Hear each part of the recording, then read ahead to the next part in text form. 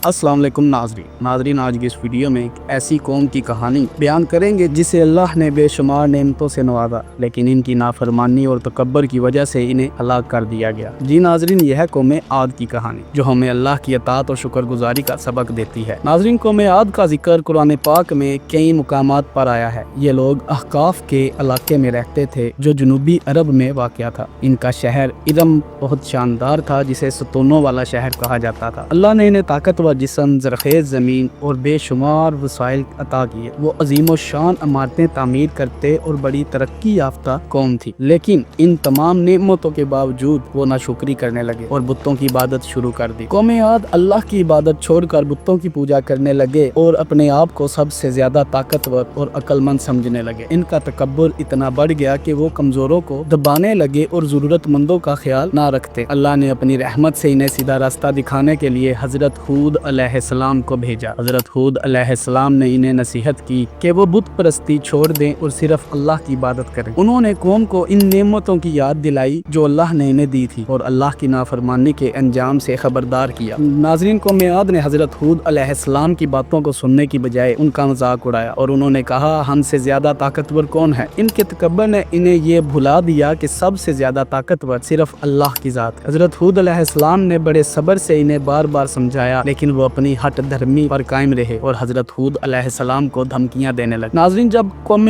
आद ने अपनी नाफरमानी से बाज आने से इनकार किया तो अल्लाह का अजाब इन पर नाज़िल हुआ। कुरान पाक में इनकी तबाही का जिक्र तफसील से आया है। पहले अल्लाह ने इन पर खुश्क साली मुसल्लत की, उनकी ज़रख़ेज़ ज़मीनें बंजर हो गई और कहत का सामना करना पड़ा, लेकिन इसके बावजूद इनके दिल नरम ना हुए। फिर आखिरकार अल्लाह ने इन पर एक जबरदस्त आंधी भेजी जो 7 रातें और 8 दिन तक चलती रही। ये आंधी इतनी ताकतवर थी कि हर चीज को तबाह कर दिया। वो लोग जो अपनी ताकत पर नाज करते थे जड़ से उखड़े हुए खजूर के दरख्तों की तरह जमीन पर गिरे पड़े थे। ये शान शौकत वाली कौम हमेशा के लिए खत्म हो गई और इनका कोई निशान बाकी ना रहा। मेरे भाइयों और बहनों, कौम आद की कहानी हमारे लिए बहुत बड़ा सबक है। ये हमें याद दिलाती है कि हमें हमेशा अल्लाह की दी हुई नेमतों का शुक्रगुजार होना चाहिए और गुरूर और तकब्बर इंसान को हलाकत की तरफ धकेल देता है। अल्लाह बार बार हमें सुधरने का मौका देता है, हमें इससे ज़ाया नहीं करना चाहिए और अल्लाह के बताए रास्ते पर चलना चाहिए। नाज़रीन,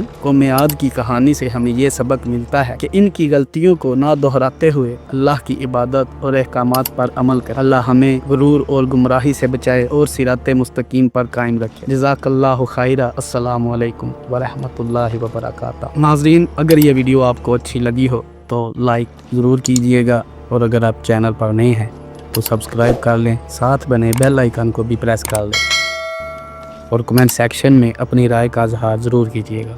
तब तक के लिए अल्लाह हाफिज़।